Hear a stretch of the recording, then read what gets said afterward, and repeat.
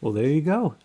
The 2020 APUS History exam is going to be a DBQ. So no multiple choice, no SAQ, no LEQ, just the DBQ. Instead of 60 minutes for a DBQ, they're expecting you to be able to get this done in 45 minutes. And instead of having 7 documents, they've cut it down to 5. So let's take a look at the DBQ rubric, see what we're dealing with here. With thesis claim, that's exactly the same as what we're expecting from before. It's worth 1 point, so nothing has changed there.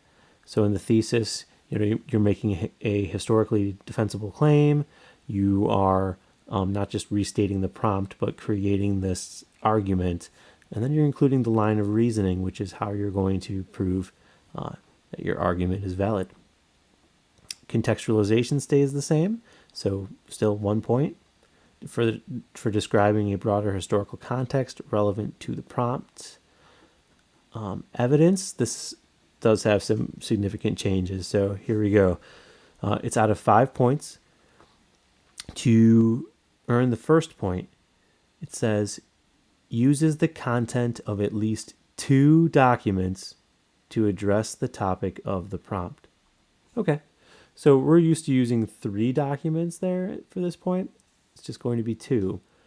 And once again, to earn just this first point, all you have to do is incorporate 2 documents, describe, basically give the summary of those documents of how they connect to the topic of the DBQ. If you want to earn a second point, do exactly what you just did with those 2 documents, but now tie them in to proving your point, your argument.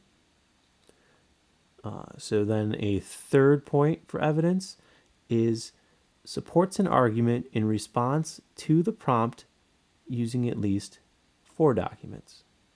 Okay, so up here, they're going to give you a second point if you just used 2 documents and supported your argument. Now it's going to be a third point for using 4 documents.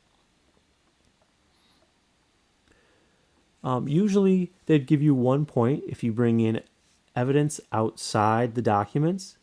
So it can't be anything that was referred to in the documents themselves. It has to be some outside piece of evidence for a point.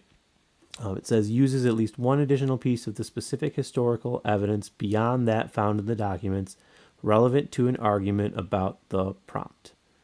Okay.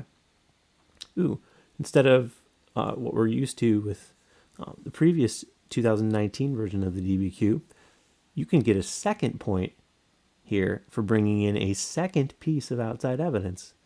So they're not limiting you to just 1 for 1 point. You could actually do 2 outside pieces of evidence for 2 points. Okay. When we get to analysis and reasoning, it's worth 3 points here. Okay, this is where we get hit with the documents, right? HIPP, we're looking for historical context, intended purpose, intended audience, purpose, and point of view.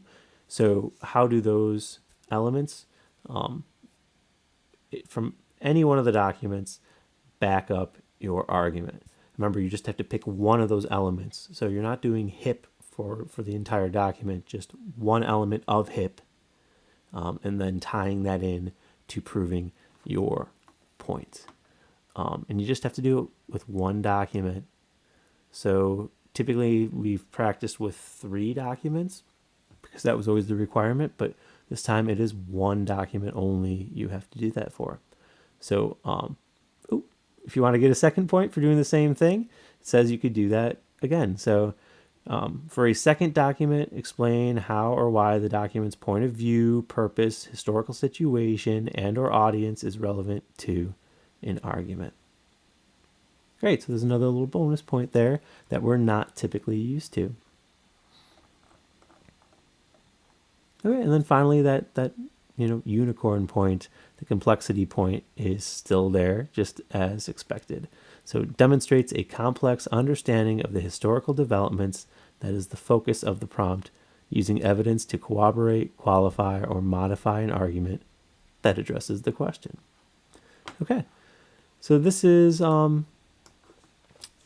it's not very different than what we're used to. In fact, it seems to be giving out a lot more points for things that we've been practicing. So not too bad. So tomorrow in class, we are going to actually get into this, and we'll do another practice DBQ, but now using this rubric as our guide, and we'll peer review and see where we can make improvements, and then do another one and another one until we get this exam in the books.